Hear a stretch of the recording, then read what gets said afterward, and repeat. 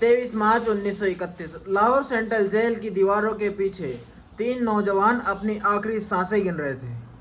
उनकी जिंदगी छोटी थी लेकिन हौसले बहुत बुलंद थे। उस वक्त उनकी बल मुट्ठियों में कोई बंदूक नहीं थी, लेकिन हाँ, उस वक्त उनका एक नारा था जो किसी बारूद से भी ज्यादा ताकतवर था।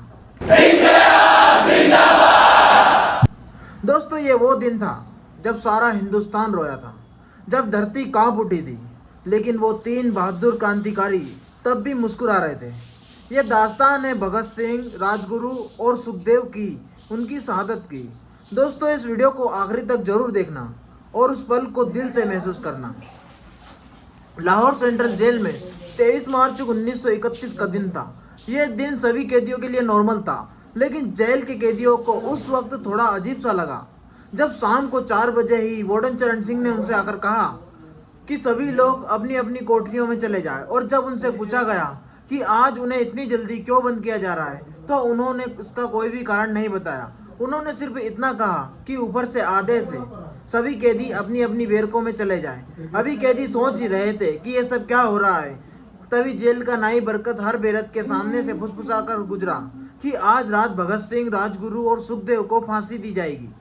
जेल में बंद कई कैदियों ने बरकत से कहा कि वो फांसी के बाद भगत सिंह की कोई भी चीज उन्हें लाकर दे, ताकि वो अपने बच्चों, अपने पोते पोतियों को बता सके कि कभी वो भी भगत सिंह के साथ जेल में बंद थे। बरकत भगत सिंह की कोठरी में गया और वहां से उनका पेन और कंगा ले आया। सारे कैदी उस पेन और कंगे पर अपना अधिकार जताने लगे, लेकिन फिर अचानक सभी कैदी चुप हो गए।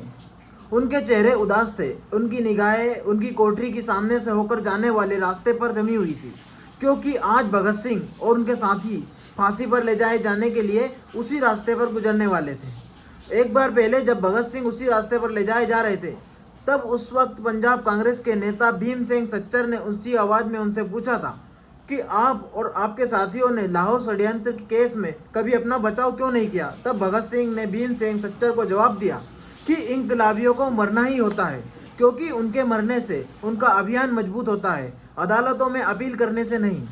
जेल के वार्डन चरण सिंह भगत सिंह के शुभचिंतक बन गए थे। उन्हें पता था कि यह कोई आम कैदी नहीं है, बल्कि सच्चा देशभक्त और देश के लिए जान देने वाला नौजवान है।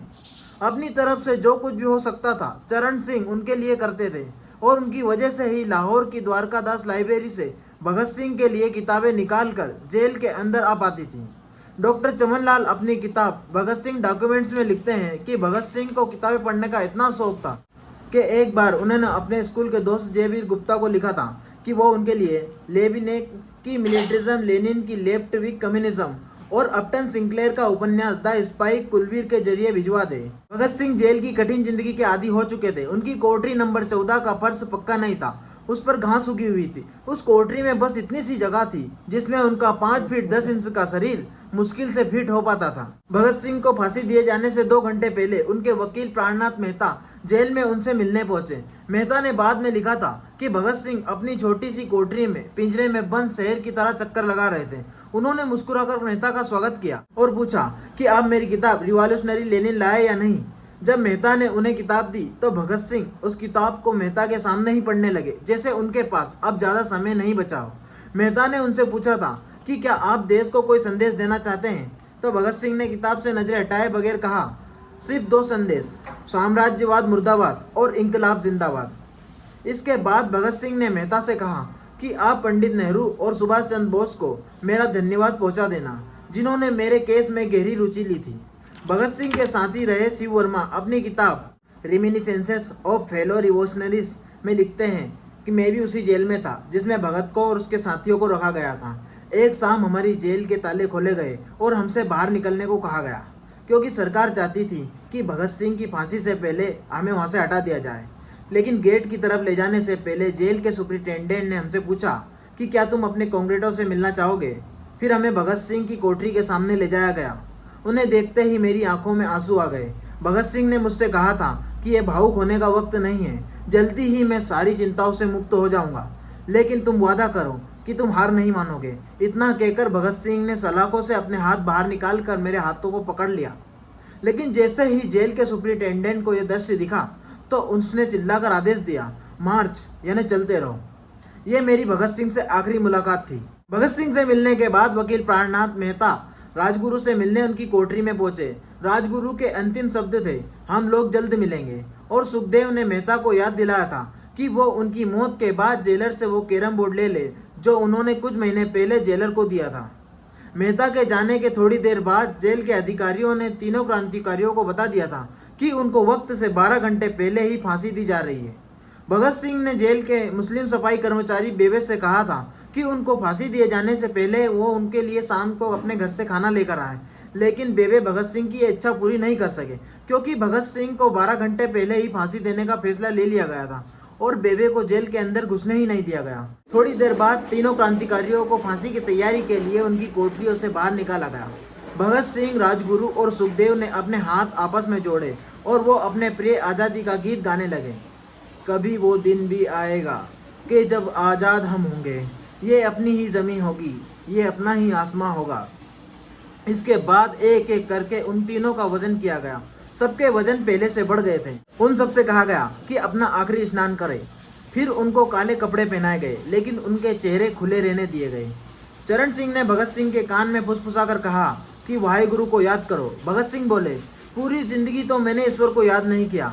असल में मैंने कई बार गरीबों के कलेश के लिए ईश्वर को कोसा भी है। अगर मैं अब उससे माफी मांगूंगा तो वो कहेगा कि इससे बड़ा डरपोक कोई नहीं है, क्योंकि इसका अंत नजदीक आ रहा है, इसलिए ये माफी मांग रहा है। और फिर जैसे ही जेल की घड़ी ने 6 बजाए, तभी कैदियों के कानों में दूर से भारी बूटों के जमीन पर पड़ने की आवाज आने लगी।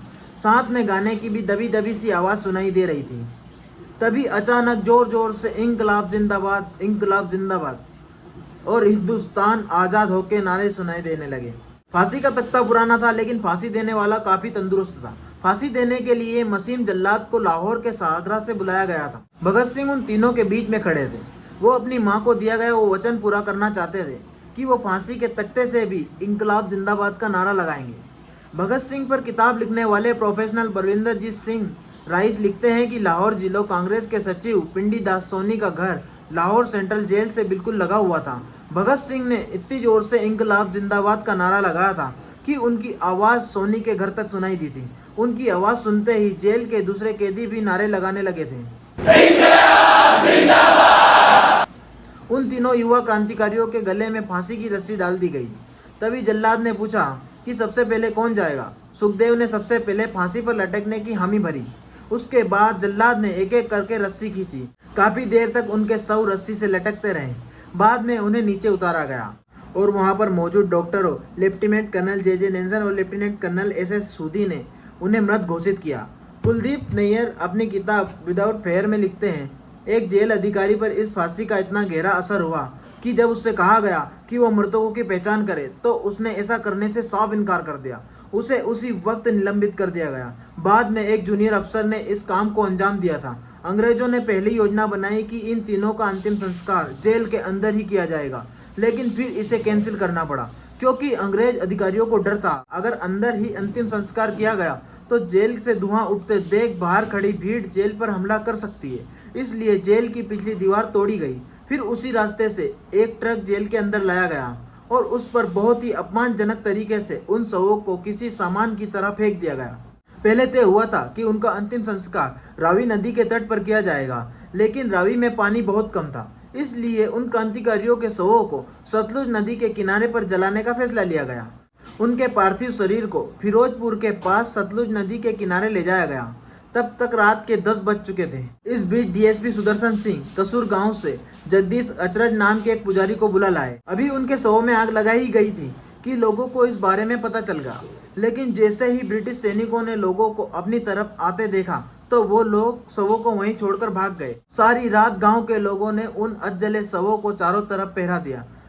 अगले दिन दोपहर के वक्त जिला मजिस्ट्रेट के दस्तखत के साथ लाहौर के कई इलाकों में नोटिस लगाए गए, जिनमें बताया गया था कि भगत सिंह, सुखदेव और राजगुरु का सतलुज नदी के किनारे पर हिंदू और सिख नीति के साथ अंतिम संस्कार कर दिया गया। इस खबर पर लोगों में गुस्सा भड़क उठा और लोगों ने कहा कि उनका अंतिम संस्कार करना तो दूर, उन्हें पूरी तरह जलाया भी नहीं गया। हालांकि जिला मजिस्ट्रेट ने इस बात को नकार दिया था। इसके बाद भगत सिंह और उसके साथियों के सम्मान में लाहौर से 3 मील लंबी शोक यात्रा निकाली गई। लोगों ने विरोध जताने के लिए अपनी बाहों पर काली पट्टी बांध रखी थी और महिलाओं ने भी काली साड़ी पहन रखी थी। लगभग सभी लोगों के हाथ में काले झंडे थे। लाहौर के मॉल से गुजरता हुआ यह जुलूस अनारकली बाजार के बीच में जा रुका और फिर अचानक उस वक्त सन्नाटा छा गया जब घोषणा की गई कि भगत सिंह का परिवार तीनों शहीदों के बचे हुए अवशेषों के साथ फिरोजपुर से वहां पहुंच गया है। जैसे ही 3 फूलों से ढके ताबूतों में उनके शव वहां पहुंचे तो भीड़ भावुक हो गई। लोग अपने आंसू नहीं रोक पाए। वहीं पर एक मशहूर अखबार के एडिटर मौलाना जफर अली ने एक नज्म पढ़ी जिसका खुलासा था कि इन शहीदों की अधजले शवों को कैसे खुले आसमां के नीचे यूं ही जमीन पर बेसहारा छोड़ दिया गया। उधर भगत सिंह की फांसी के बाद वार्डन चरण सिंह बोझल कदमों से अपने कमरे में पहुंचे और फूट फूट कर रोने लगे। अपने 30 साल के करियर में उन्होंने सैकड़ों फांसियां होती देखी, लेकिन किसी ने मौत को इतनी बहादुरी से गले नहीं लगाया था जितना कि भगत सिंह और उसके दोस्तों ने।